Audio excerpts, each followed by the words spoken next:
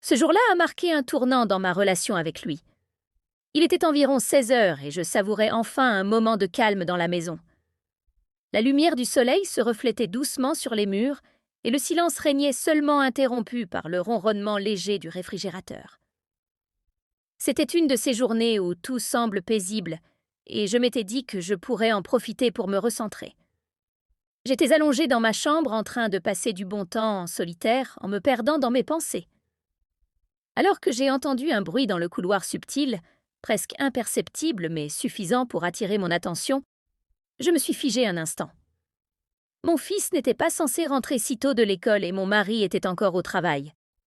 En tournant la tête vers la porte, je l'ai vu.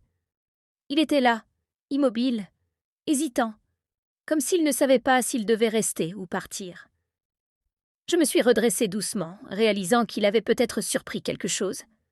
J'ai senti la gêne s'installer entre nous, mais il fallait désamorcer ce moment. « Tu es rentré tôt aujourd'hui ?» demandai en me redressant rapidement et en essayant de détendre l'atmosphère. Il a hoché la tête, visiblement mal à l'aise, ses yeux évitant les miens. J'ai immédiatement compris qu'il fallait briser ce silence pesant. « Viens, assis-toi » lui ai-je dit en lui indiquant le bord du lit.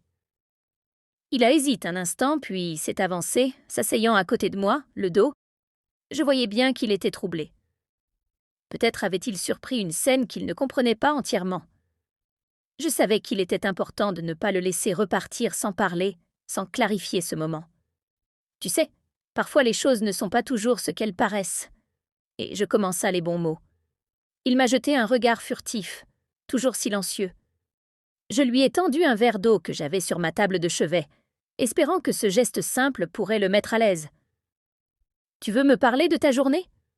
C'était une manière de détourner l'attention et de le faire se sentir à nouveau dans un environnement sûr. Après un long moment de silence, il a finalement hoché la tête et a commencé à me parler de ses cours, de ses amis. Des petites tracas qui semblaient insignifiants, mais qui, pour un adolescent, prenaient des proportions énormes. Petit à petit, la tension dans ses épaules a commencé à s'estomper. Son regard s'est adouci, et j'ai vu apparaître ce sourire timide que je connaissais bien. Il avait toujours été sensible, un garçon qui ressent tout avec une intensité particulière. Pendant qu'il parlait, je me suis rappelé combien il était important de créer un espace où il pouvait se sentir compris et écouter les adolescents traversent tant de changements et parfois ils n'ont pas les mots pour exprimer qu'ils ressentent. Ce jour-là, il m'a semblé encore plus fragile qu'à l'habitude. Tu sais quoi qu'il arrive, tu peux toujours venir me voir. Lui, ai-je dit d'un ton sincère. Il m'a regardé surpris par ma déclaration. Même si tu pensais avoir fait quelque chose de mal ou si tu te sens gêné, ça n'a pas d'importance. Je suis là pour toi. Ces mots semblaient le rassurer. Il m'a confié qu'il avait du mal à gérer certaines émotions ces derniers temps. L'école, la pression et ce besoin constant de se montrer fort devant ses amis. Tu n'as pas besoin d'être parfait. Lui, ai-je répondu. Être Umi, c'est déjà assez difficile. Comme ça, on a continué à parler pendant un long moment de ses rêves, de ses peurs, de ces petites choses qu'il gardait pour lui.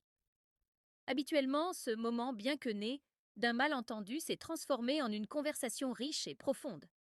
Quand il s'est levé pour partir, je lui ai rappelé qu'il pouvait toujours venir me voir. Peu importe la situation. Ce n'était peut-être pas la discussion qu'il avait prévue, ni celle que j'aurais imaginée, mais c'était exactement ce dont nous avions besoin quand la porte fermait derrière lui. Je suis restée assise un instant, le cœur un peu serré, mais rempli d'une étrange sérénité. J'avais l'impression que quelque chose avait changé entre nous, quelque chose de difficile à expliquer. Il y avait une nouvelle confiance, un lien qui s'était renforcé ce jour-là.